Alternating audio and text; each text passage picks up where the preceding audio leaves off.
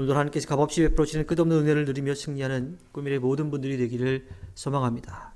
한 주간 동안 감사의 고백을 하고 있는데, 오늘은 우리 주변에 있는 이웃을 위한 감사의 시간을 가지려고 합니다. 우리 주변에 있는 사람들과 더불어서 하나님의 사랑을 나누는 꿈일의 모든 분들이 되기를 소망합니다. 오늘의 말씀은 사무엘기 상 21장과 22장에 나오는 다윗이 이 사울을 피해 도망갔을 때 아히멜렉 제사장이 도움을 줬던 그 상황에 대한 이야기예요. 그때 이 높 제사장 학살 사건을 배경으로 합니다. 다윗은 제사장 아히멜렉이 자기를 도와주었다라고 하는 사실을 사울에게 고발하고 제사장들을 죽게 만든 이 도액을 저주하면서 하나님이 의인을 지키시리라고 하는 믿음의 고백을 하고 있죠. 세상에는 악한 계획을 세우는 사람들이 있습니다. 악한 말을 하고 악한 행동을 해요. 그것을 통해서 자신이 이익을 보려고 합니다. 그들 때문에 의인들은 고통을 당하기도 하죠. 또 낙심하기도 합니다. 그러나 그러한 악한 자들의 성공은 잠시 이 땅에서 누리고 말 것으로 끝나버리고 말 거예요. 결국은 그 뿌리가 뽑혀서 심판을 받을 수밖에 없다라고 하는 사실을 우리는 분명하게 기억해야 합니다. 우리는 오직 하나님의 인자하심을 의지하면서 하나님의 말씀과 은혜의 뿌리를 내리고 살아가야 합니다. 성경은 종종 사람을 나무에 비유하지요. 특히 시편 1편은 의인을 시냇가에 심긴 나무로 악인을 바람에 나는 쭉정이와 같다라고 이야기합니다. 시편 1편의 나무와 쭉정이의 이미지처럼 오늘 말씀 시편 52편에도 의인과 악인의 삶을 분명하게 비교해서 이야기하고 있습니다. 악인은 뿌리가 뽑히는 사람으로 몇 가지 특징이 있습니다. 그들은 항상 악한 계획을 세워요. 또 악한 말을 하고 선보다 악을, 의로움보다 거짓을 더 사랑하는 사람들입니다. 이 세 가지 특징에 딱 맞는 사람이 오늘 이 말씀의 배경이 되는 사울에게 고자질했던 에돔 사람 도액입니다. 사울에게 쫓기고 있던 다윗이 아히멜렉의 집에서 도움을 얻은 것을 본 도액은 악한 마음을 가지고 악한 생각을 가지고 사울에게 가서 고자질했어요. 그리고 그 일로 인해서 자기가 득을 보려고 했던 겁니다. 물론 도액과 같이 행동을 한다면 잠깐의 이득은 볼 수 있을지 몰라요. 부와 명예를 얻을 수 있을지 모릅니다. 그런데 그것은 오래가지 못합니다. 또 오래 가지고 간다 하더라도 이 땅에서 다 끝나버리고 말 그러한 일거지요. 어느 정도의 재물을 얻고 출세할 수도 있지만 오히려 하나님의 심판에 더 가까이 다가가는 결과를 얻을 수밖에 없습니다. 세상이 주는 이익은 잠시이지만 하나님이 내리시는 징벌은 영원하기 때문입니다. 하나님은 도액과 같은 사람을 영원히 멸하시고 그 뿌리를 뽑아버리겠다라고 분명하게 말씀하십니다.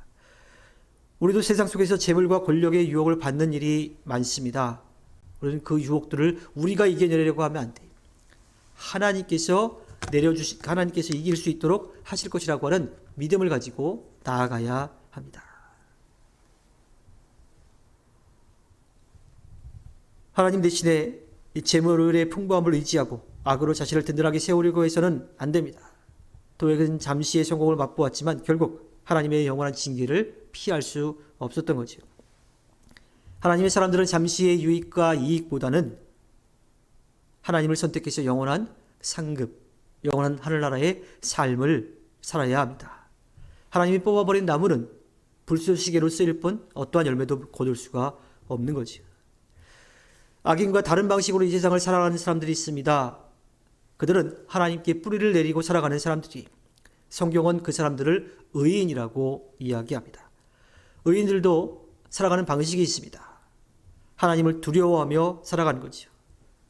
하나님이 악한 이들을 뿌리 뽑아서 심판하신다라고 하는 것을 보면서 그냥 잘됐다 즐거워하는 것이 아니라 자신을 겸손하게 하나님 앞에 세우는 삶을 살아가는 사람입니다. 하나님이 심판하신다라고 하는 겸손한 고백 가운데 하나님 앞에 경건하게 또 두려움으로 자신을 돌아보면서 살아가는 사람들이죠. 또 그 사람들은 하나님을 힘입어 살아가는 사람들입니다. 자신의 의지와 능력을 과대평가하지 않고 겸손히 내려놓는 거예요. 하나님의 말씀에 귀를 기울이며 하나님 말씀대로 살아가려고 합니다. 자, 이렇게 하나님을 믿고 의지하는 사람들, 그런 사람들을 하나님께서는 당연히 사랑하시겠지요. 시인은 이러한 사람들을 푸른 잎이 무성한 올리브 나무라고 이야기합니다. 올리브 나무는 열매와 기름으로 하나님과 사람들에게 유익을 주는 나무이죠. 형통함과 번영을 상징하는 나무이기도 합니다. 하나님은 그 의인들, 의롭게 살려고 노력하는 이들을 기억하시고 돌보시고 그들에게 물도 또 영양분도 공급해 주셔서 그들의 삶을 풍요롭게 해 주실 것입니다. 따라서 우리는 하나님이 주는 귀한 은혜를 누리기 위해서는 하나님께 뿌리를 내려야 합니다. 복의 부스러기를 찾으러 이 세상에서 이리저리 기웃거리며 살아가서는 안 되죠.